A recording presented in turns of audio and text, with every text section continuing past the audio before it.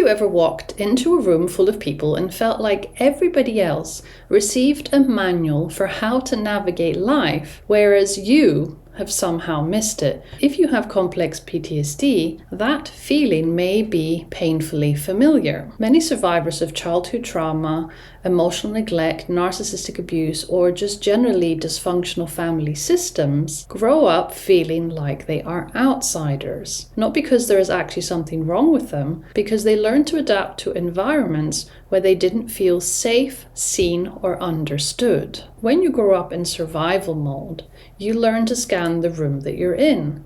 You learn to read people's moods, and you generally learn to be hypervigilant because all of these things protected you when you were in this environment. You generally become an expert at fitting in, and yet paradoxically, you never quite feel like you belong. You may find yourself thinking, why is everybody so comfortable? Why do relationships seem so easy for other people? And why do I constantly feel so different? The truth is that trauma creates a deep sense of disconnection, not just from other people, but also from yourself. Many of us who grew up in an environment that was unhealthy, that was dysfunctional, learned to hide parts of us in order to survive. So we may have become the good child, the caretaker, the peacemaker, the overachiever, or the invisible child. And when you have spent years adapting to other people's needs, it can be really difficult to know who you truly are. Feeling like an outsider is often less about belonging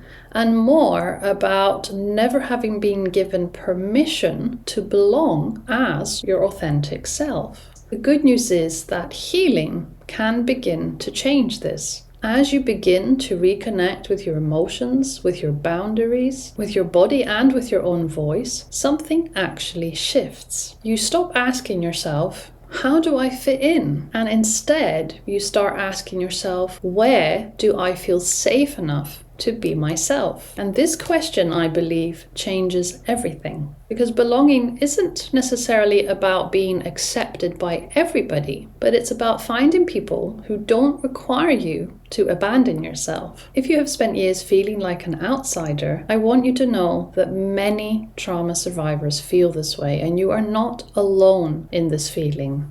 And sometimes a journey of healing isn't about becoming somebody else. It's about finally coming home to yourself. It's about finally being allowed to discover the things that bring you joy, the things that help you feel comfortable, the things that you're passionate about. The boundaries that you set can mean that you finally feel safe enough to value yourself, to respect yourself, and to put your needs first instead of constantly running around behind everybody else and worrying about everybody else's feelings, because your sense of self-worth relies on that. You slowly start developing a sense of self-worth through your own self-belief, through your own self-respect. This is a very important part of healing from dysfunctional family dynamics. And also, a very, very important part is to learn to feel safe in relationships that are stable and that are healthy. One of the biggest challenges when we heal from trauma is to slowly teach ourselves to feel comfortable in safe environments that don't have constant drama, that don't have constant toxicity. We may be experts at navigating these environments where there is always something happening, where someone is always having an argument or is getting sucked into some sort of drama. We know how to navigate this. We had this growing up. Feeling safe in a relationship that is unfamiliar because we haven't experienced it is actually the biggest challenge when we're healing. Initially, you will want to run. Initially, you will feel like an outsider in this relationship. You will feel like this potential partner is not right for you because there isn't any drama, there isn't any unpredictability. However, a stable, healthy relationship isn't about all of those things. It's about love that grows slowly, that develops over time. It's about friendship that develops over time. It's about feeling safe, that you can be yourself. It's about feeling bored at times. Predictability and safety in a relationship is something that you slowly have to learn.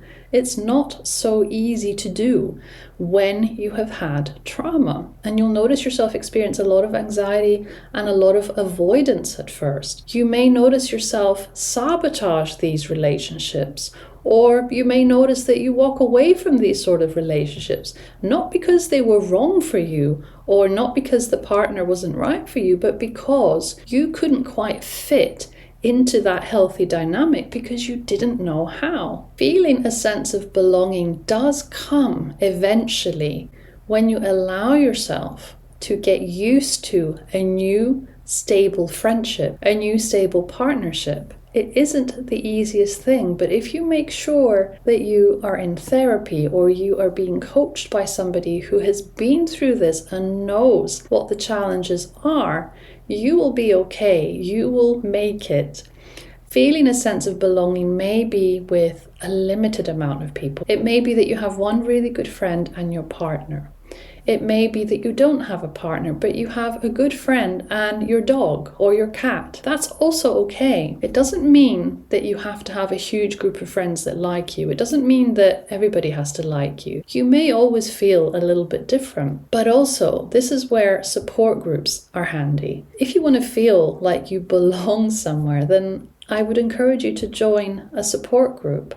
I do run a support group myself, and I have a wonderful group of people that meet twice a month, and they get the support that they need through interacting with each other, through finding common struggles, so they don't feel as alone in navigating this healing journey. If you are interested in the support group, it is an open support group, so you can join at any time. You pay a small fee for 2 sessions per month, which are 90 minutes long.